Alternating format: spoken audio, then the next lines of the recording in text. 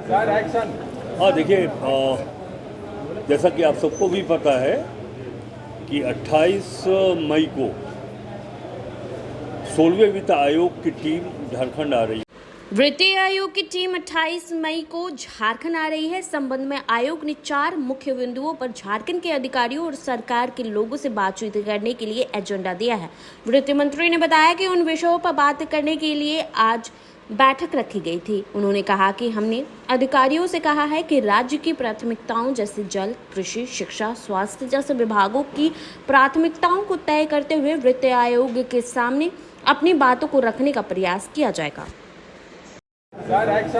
हाँ देखिए, जैसा कि आप सबको भी पता है कि 28 मई को 16वें वित्त आयोग की टीम झारखंड आ रही है। झारखंड में वो हमारा वित्तीय प्रबंधन कैसा है उसके बारे में वो जानकारी प्राप्त करेंगे।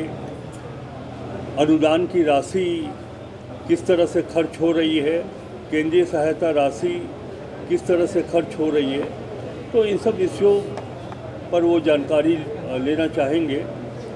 उसके बाद राज्य के आर्थिक, सामाजिक, आर्थिक विकास के प्रक्षेत्र में क्या काम हुआ है इसकी भी जानकारी वो प्राप्त करेंगे। उन्होंने 4 बिंदुओं पर एक एजेंडा भेजा है जिस पर राज्य सरकार को तैयार रहने के लिए कहा गया है। तो वित्त मंत्री होने के नाते आज मैंने एक बैठक की थी ताकि किन विषयों को प्राथमिकता के आधार पर हम 16वें वित्त आयोग की टीम के सामने अपनी बातों का प्रस्तुतिकरण करेंगे। मैंने कहा है सभी अधिकारियों को कि आप अपने अपने विभाग पर प्राथमिकता के आधार पर, हमारी प्राथमिकता होनी चाहिए कृषि के प्रक्षेत्र में सिंचाई, जल संग्रहण, उसके बाद शिक्षा, स्वास्थ्य।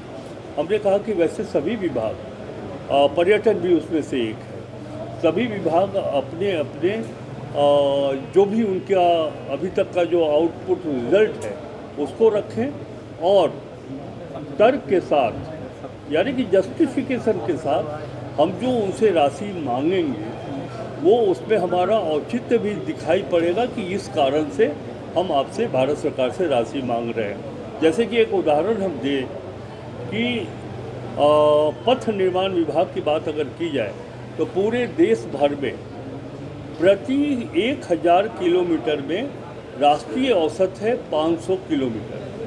झारखंड में प्रति 1000 किलोमीटर पर हमारे पास जो उपलब्धता है नेशनल हाईवे का या फिर पथ निर्माण विभाग 2 लेन 4 लेन सड़क का, वो 186 किलोमीटर है, यानी कि राष्ट्रीय औसत से हम बहुत पीछे हैं।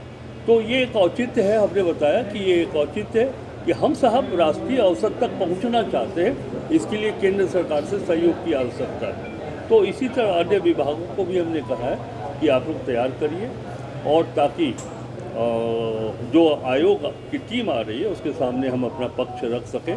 एक चीज़ हमने कहा है कि पुलिस डिपार्टमेंट यानी कि गृह विभाग भी अपनी ओर से ये तैयारी करे। भारत सरकार ये मान के चल रही है कि झारखंड में उग्रवाद समाप्त हो गया है। मेरा ये अपना मानना है, क्योंकि हम खुद उग्रवाद क्षेत्र से आ रहे हैं, तो उग्रवाद समाप्त नहीं हुआ, नियंत्रित हुआ है।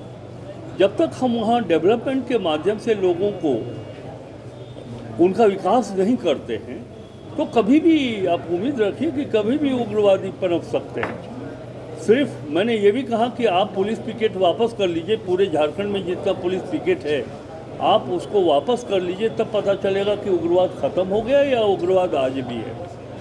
अब इसका परिणाम ये हुआ, भारत सरकार भी मान रही है कि झारखंड में उग्रवाद समाप्त हो गया है, जिसका परिणाम ये हुआ है कि अब तक जो हमको मिलता था विशेष केंद्रीय सहायता राशि वो मिलना बंद हो गया है, एसआरई का फंड मिलता था वो मिलना बंद हो गया है।